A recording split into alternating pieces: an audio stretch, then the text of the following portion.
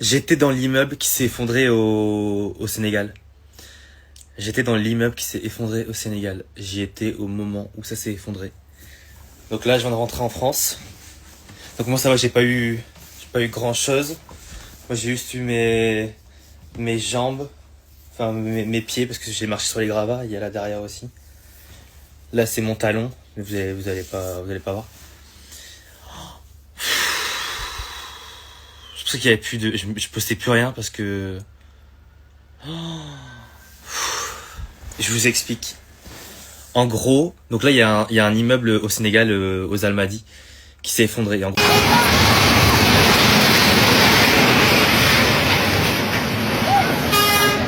immeuble bi daanu na de Allahu akbar fi la xewee oh tey moom dañu xëy rek gaan immeuble bi jékki-jékki rek na mbap daanu nii comme ça li metti na trop. En gros, c'est dans cet immeuble-là, il y a plusieurs Airbnb, plusieurs studios, etc., plusieurs appartements. Et en gros, nous, on avait loué le 4e étage de ce logement-là. Et en gros, on avait passé la nuit et tout avec mes potes, on parlait, on rigolait dans la chambre et tout. Bref, à 7h du matin, on décide de s'endormir, on s'endort et tout. Et là, à 8h, il y a un gars qui vient, vous voyez, quand je suis épuisé, regardez, je suis même plus rasé, j'ai perdu, je sais pas combien de kilos. Il y a un gars qui arrive à 8h40 dans la chambre. Dieu merci, on avait laissé la porte d'entrée ouverte. Il entre, et en fait, il parle en Wolof, donc moi, je comprenais pas ce qu'il disait. En plus, j'étais en train de dormir, donc je comprenais pas. Je dis, je vois un gars arriver dans ma chambre comme ça, je dis, mais d'où il sort et tout. Et en gros, il dit, ouais, fissure, descendez tout de suite de l'immeuble, descendez tout de suite et tout. Et nous, on comprend pas, tu vois, on dit, qu'est-ce qu'il raconte et tout. Il est 8h du matin, je suis dans mon lit, tu me parles de fissure et tout. Et là, en fait, il y a un de mes potes qui passe la tête, du coup, sur le palier, la porte était déjà ouverte, qui passe la porte sur le palier, et en gros, il voit une grosse fissure sur le mur d'un des escaliers. Et donc là, il dit, ouais, les gars, sortez. J'ai juste eu le temps de prendre mon sac. Et en fait, au moment où on arrive en haut des escaliers, tout l'immeuble, il s'effondre. Donc nous, on s'est pris des gravats, de la poussière. De toute façon, j'ai des photos, j'ai des trucs et tout. On s'est pris tous les gravats dans la tête, on s'est tout pris tous les parpaings, tout. On marchait dans l'escalier, on savait plus où on marchait. Heureusement qu'on connaissait le sens giratoire de la descente d'escalier. Parce que on avait de la poussière, on recevait de la poussière dans les yeux. On criait et moi je mettais mes bras comme ça. Parce que je me disais, mais à quel moment le béton il tombe sur ma tête? J'étais comme ça. Et je me disais, mais en fait, à quel moment ça tombe? Des tonnes de béton qui tombent.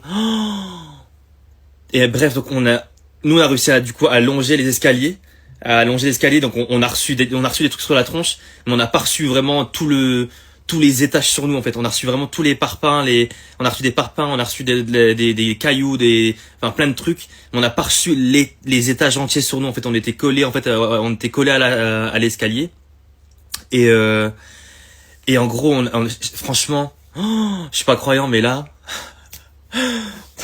on a réussi à sortir du truc.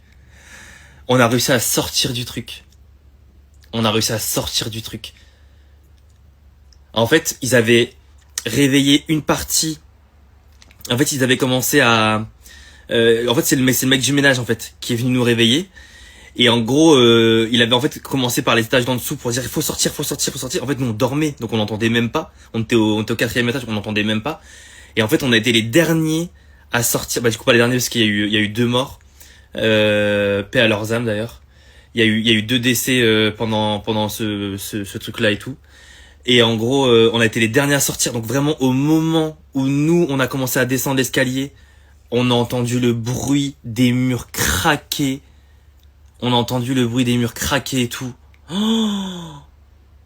Les murs craquaient. On voyait. En fait, on a entendu. Après on a commencé à avoir de la poussière et après des parpaings, après des briques, des trucs et tout. Et après, du coup, je me souviens avec ma pote Alizée, sur le 3e étage, elle m'est tombée dessus, en fait, parce qu'on, du coup, il y avait des parpaings par terre. Et c'est pour ça d'ailleurs que j'ai mes pieds amochés. Parce qu'après, du coup, nous, on longeait le truc, donc on s'est pris des trucs, mais pas beaucoup. Et en fait, du coup, c'est pour ça que j'ai des parpaings, parce que je suis tombé, en fait, j'ai des trucs, parce que je suis tombé, en fait, parce qu'elle m'est tombée dessus.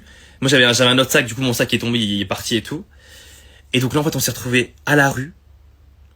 On s'est retrouvé à la rue, sans affaires. Moi, Dieu merci, moi, j'avais mon téléphone à la main. Lukula avait plus son téléphone. On était que 2 sur 8. On était 8 dans l'appartement. On était que 2 sur 8 à avoir réussi à avoir 3 sur 8 à avoir notre téléphone. Moi, si pas bêtise. Les autres, plus de papier. Moi, j'avais plus mon passeport. Du coup, plus personne n'avait de passeport. Si, Sakina. Il y avait une personne qui avait son passeport dans son sac, donc elle l'avait. Donc là, plus d'affaires, plus de trucs d'identité, plus une culotte, plus rien à se mettre. On est resté 3 jours habillés pareil. Et c'était l'enfer. On a échappé à la mort, les gars. On a échappé à la mort. Donc il y a un immeuble à Dakar, un immeuble au Sénégal qui tombe. Et c'est quand j'arrive. C'est une dinguerie. Et en plus, il y avait heureusement, il y avait pas beaucoup de, les gens avaient commencé à bien descendre et tout, donc il y avait pas grand monde dedans.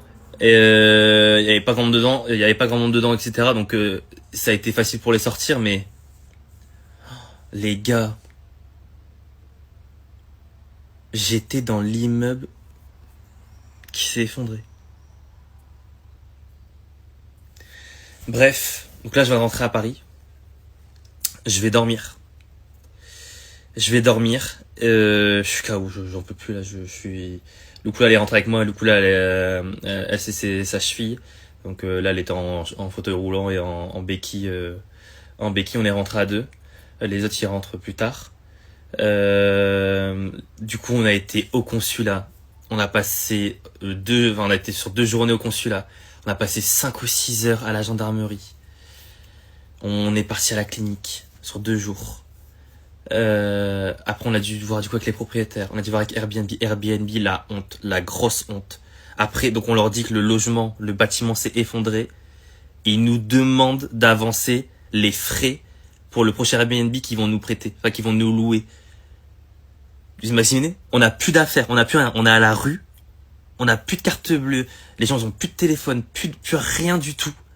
Et Airbnb nous dit avancer les trucs et tout, on vous rembourse, mais avancer les trucs. Mais on leur dit mais comment vous on comprend pas. C'est une dinguerie. Du coup on a été au consulat, on a réussi à avoir un hôtel, c'est un truc 2 étoiles, mais on s'en fout. On a dormi à 8 dans une chambre avec des lits 4. Il y a 4 lits et tout. On a fini dans un truc de consulat, un hôtel de consulat. C'est une dinguerie.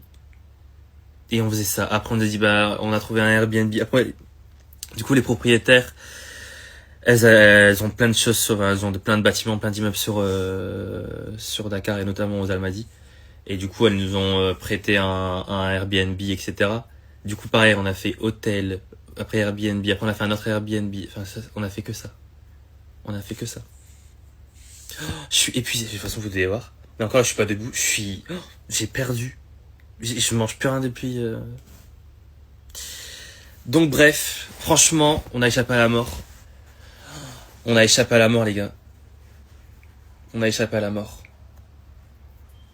Je suis choqué. Je suis grave choqué.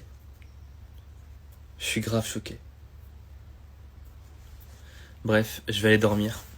Et puis, je te souhaite une bonne journée. Et voilà. Bisous. Ciao.